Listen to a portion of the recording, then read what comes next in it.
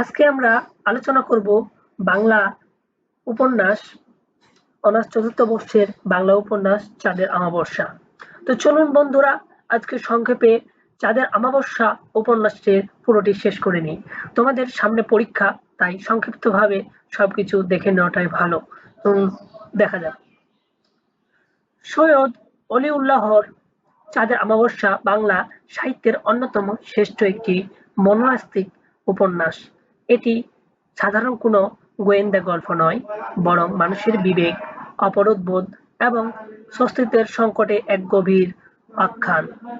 গল্পের শুরু হয় এক জ্যোৎস্নারাতে তরুণ শিক্ষক আরিফ বাঁশবাগানে গ্রামের একটি প্রভাবশালী বাড়িতে আশ্রিত। সে রাতে নদীর ধারে হাঁটতে গিয়ে সে এক শিউরে ওঠার মতো দৃশ্য দেখে। একটি কিশোরীর মৃতদেহ পড়ে আছে ঝোপের আড়ালে, আর সেই লাশের পাশে দাঁড়িয়ে আছে আশ্রয়দাতা পরিবারের বড় ছেলে কাদের সাহেব। আরিফ স্পষ্ট বুঝতে পারে খুনি কাদের সাহেবই, কিন্তু কাদের সাহেব অত্যন্ত ধীরস্থিরভাবে আরিফকে সেখান থেকে সরিয়ে দেয়, যেন কিছুই ঘটেনি। পরদিন থেকে আরিফ সাহেব স্বাভাবিক জীবন বিষয়ে ওঠে। সে খুনিকে চেনে, কিন্তু মুখ খোলার সাহস পায় না, কারণ কাদের সাহেব পরিবার তাকে আশ্রয় দিয়েছে, সম্মান দিয়েছে। এদিকে তার নৈতিকতা বিবেক, অন্যদিকে কৃতজ্ঞতা ও ভয়।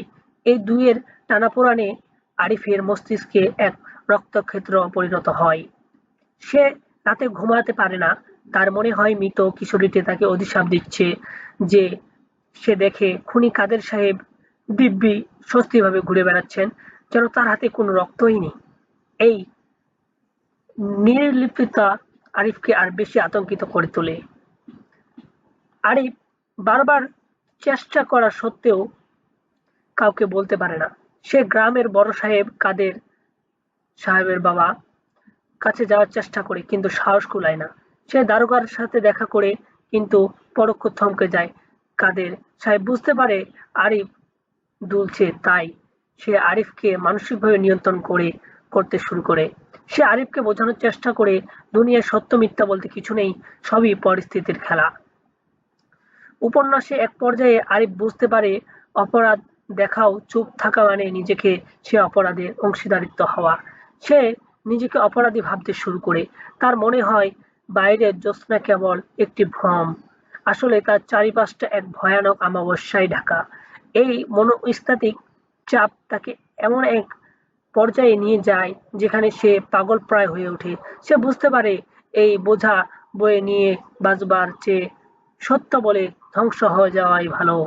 গল্প শেষে দেখা যায় আরিফ তার জড়তা ভেঙে সত্যের মুখোমুখি দাঁড়ায়। সে বড় সাহেবের কাছে গিয়ে সব স্বীকার করে, যদিও সে এতে তার আশ্রয় হারাবে, হয়তো তার জীবন বিপন্ন হবে, তবুও সত্য প্রকাশের মাধ্যমে সে নিজের আত্মার মুক্তির খোঁজে।